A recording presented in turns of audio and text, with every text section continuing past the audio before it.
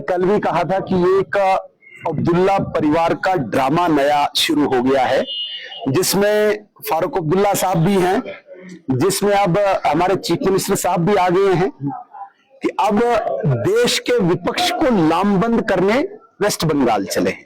बड़ी बदकिस्मती है, जहां जम्मू कश्मीर में एक लंबे अरसे के बाद सरकार का गठन हुआ था, लोगों को नई आशाएं, अपेक्षाएं, आकांक्षाएं पैदा हुई थी कि अब गवर्नेंस में हमें ईज मिलेगा, अब बिजली पानी के लिए हमें प्रतिनिधि मिलेंगे, अब सड़क स्कूल के लिए हमें दर बदर नहीं जाना पड़ेगा, अब राशन के लिए हमें दर बदर की ठोकरें नहीं खानी पड़ेंगी। इन सारी चीजों को दरकिनार रखते हुए उमर अब्दुल्ला साहब, जिनके पूरे परिवार की हिस्ट्री है कि जम्मू कश्मीर में सिर्फ ड्रामा करना है, झूठ बोलना है, और दोबारा से वही इन सारी चीजों को दरकिनार करते हुए वो कभी वेस्ट बंगाल, कभी कलकत्ता, कभी मुंबई और कभी कहीं और घूमने जाते हैं। कल जिस प्रकार से उन्होंने, अब मुझे बताइए ममता बनर्जी कहां से स्टेटहुड देगी?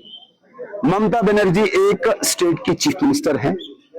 स्टेटहुड भारतीय जनता पार्टी की कमिटमेंट है, स्टेटहुड आएगा, उसे कोई रोक नहीं सकता, और उमर अब्दुल्ला साहब को बगैर मांगे ही वो मिलेगा। वो हमारी कमिटमेंट है। आपने जो वादे किए थे उन पे आप बात कीजिए, और मैं दावे के साथ कहता हूं, मैं डिबेट करने को तैयार हूं। आप मुझे बताइए, आप पानी की हाहाकार चारों तरफ से जम्मू कश्मीर में, आपको कौन रोक रहा है पानी देने के लिए? यहाँ पे बिजली की हाहाकार है, कौन रोक रहा है आपको बिजली फराहम करने के लिए? आपने राशन बोला था, राशन के लिए क्राई है, कौन रोक रहा है? आपने सिलेंडर बोला था, कहां है वो सिलेंडर, कौन रोक रहा है देने के लिए? तो इन सारी चीजों से ध्यान भटकाने के लिए मैं मुंबई उधर कलकत्ता चला ममता दीदी से मिलने के लिए। बड़ी बदकिस्मती है, और मुझे लगता है कि ये जम्मू कश्मीर के लोगों के साथ एक बहुत बड़ा घोर अन्याय हुआ है। लेकिन भारतीय जनता पार्टी विपक्ष की भूमिका में है।